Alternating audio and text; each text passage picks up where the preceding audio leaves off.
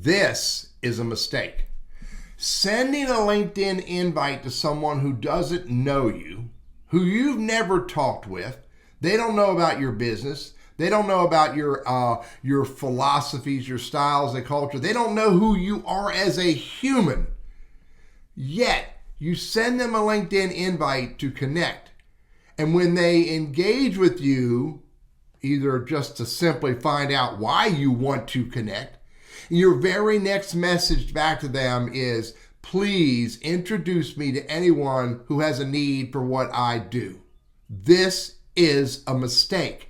You do not walk up to a complete stranger on the street, hand them a business card and say, hey, you don't know me, we've never met, and you may know dozens of people that do what I do, but the next person that you meet who has a need for what I do, give them my business card. Thank you. Bye-bye.